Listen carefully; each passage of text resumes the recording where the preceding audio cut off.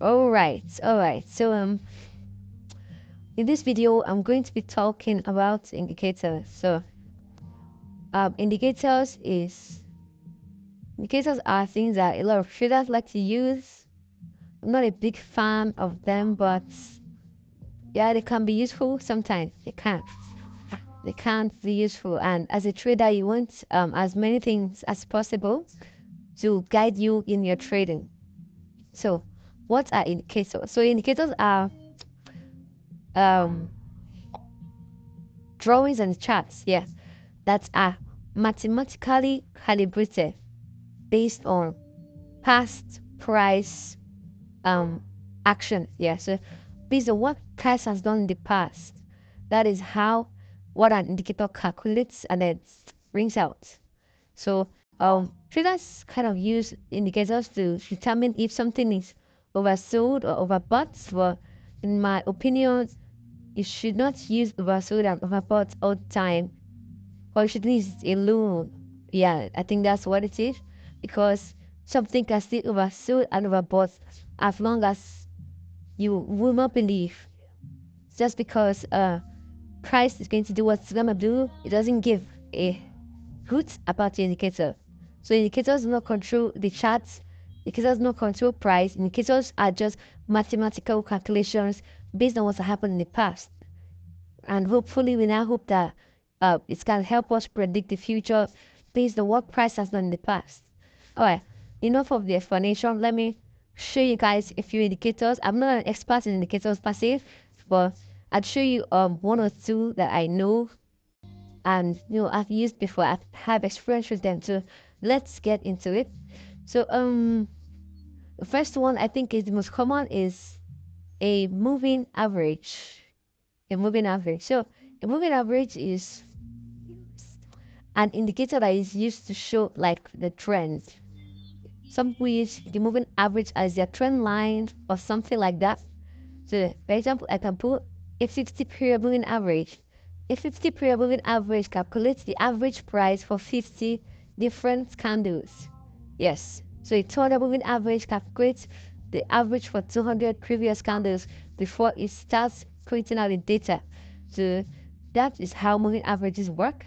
So the higher the number of periods, the more likely the moving average is going to be. So if it is a 200-period moving average, it's going to be very hard to move it. Meanwhile, if it's like a 30 period, it will be very fast. Let's see an example. Look at this 50-period moving average. Look, the color is quite dark, so I'm going to edit it. I'll put a brighter color. Say yellow. All right, you can see that better now. So this moving average now acts like a kind of trend line sometimes. So when price is above it, we can buy. And some traders can just see only this. If the price moves above it and touches it, then they see this pin bar, they're going to buy. And it gives quite a cool return. It's quite a cool return in this case. That's 141 pips. So it's not bad, but my own opinion is that you have to combine with other things. So sometimes when the we use the moving average as a trend line. So once the price is below the moving average, you feel it is bearish, and once it crosses above it, they feel that the price is now bullish. So from here now, they could just see this and then take a sell trade on the end of this engulfing candle here. I'll take a trade right there, and then that would be quite a nice payout if you hold to this place. So indicators are useful where they are useful. So you can see it acts as a nice support and resistance for price in some places. If you feel that the moving average is not actually calibrating well, they can make it a little bit sharper. Maybe they can make it a tactical moving average. That will be more quicker to follow price more quickly. You can see here it follows price very nicely. It tests, it tests, it tests, tests. So I don't really like indicators, to be honest, but a lot of people use it and they make money. Yeah. So if you want to make money from indicators, I'm not the guy, but it's cool. Whatever works for you, actually, it's cool. Whatever works for you. You can see here, the indicator works very, very nicely. But I do not advise you to be too dependent on indicators. You should be able to understand price on your own, because that is what actually makes you a good trader. Alright, so enough of the moving average stuff. Let me check up. Let me show you guys another indicator. So now let's check out the relative strength index. This is one of my favorite indicators. One of my favorite, because I don't just see, because it actually helps me measure the strength of the trend.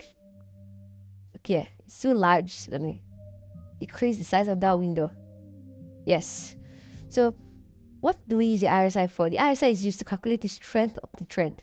It's called the relative strength index. So typically, when the price, so you can see on the right side, you can see here 100, 70, 30, 0. So when the price goes below this 30 line, this 30 mark, we call that an oversold situation. Oversold means that it has been sold too much and it is likely to move up soon, because the sellers are going to be tired of selling and they would not like to sell more at that low price. So it's oversold, and then they like to start buying soon. And if it goes above 70, it's called overbought. It's called overbought, which means that people are tired of buying and it's quite a high price. People want to buy more at that price. You realize. So I don't really use this for oversold and overbought. I use it for divergence, hidden divergence, which I'm going to talk about later in this training. But and this is the basic concept that people use RSI for. So as you can see here, when price hits overbought, price goes back, goes down, but doesn't last long. It's just high again. Now taking out just because it is not close on time. So that's why I do not take trades on indicators alone. You get that? So here have a very implicit indicator works very nicely. So price hits oversold area, which means that people will be tired of selling. Sellers will be exhausted, so would likely see buyers' power very soon. And boom, price rises and rises and rises. A trade from here to here give you 126 pips. So this is a place that the indicator works very nicely. You know, so indicators can be cool. Indicators can be cool. So this is the RSI for you.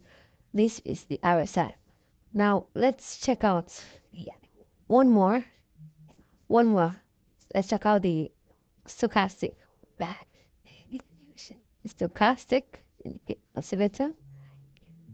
So stochastic is basically the same thing as, it works the same way as a RSI. So when it goes above 80, the stochastic will have the 80 and 20 instead of 70 and 30 like the RSI. So when it goes above 80, we say it is overbought. When it goes below 20, we say it's oversold. So when it's oversold, I'm looking for reasons to buy. And when it's overbought, look for reasons to sell. So here we see an oversold situation and price goes higher. Then we see an overbought situation and price goes lower. So that is, this is where I'm going to wrap the video on indicators. If you, like I said earlier, I'm not an indicator expert because I do not use it very well. The only place I count myself as an expert in is what I do. What I do on a daily, what I do every week, And indicators are not that. So I do not use indicators too often. But therefore, they good money from indicators. So I feel that it's something I should treat. Yeah, but I'm not going to teach you guys how to use the indicators like a pro. I'm just using price action for this trend. So yes, this is I'm going to stop with indicators. You can do more research on indicators if you feel like it. The next thing we're going to talk about is the Fibonacci tool. It's also an indicator, but it's one indicator that I love and I think is very practical in a lot of situations. So we'll talk about that in the next video. See you there.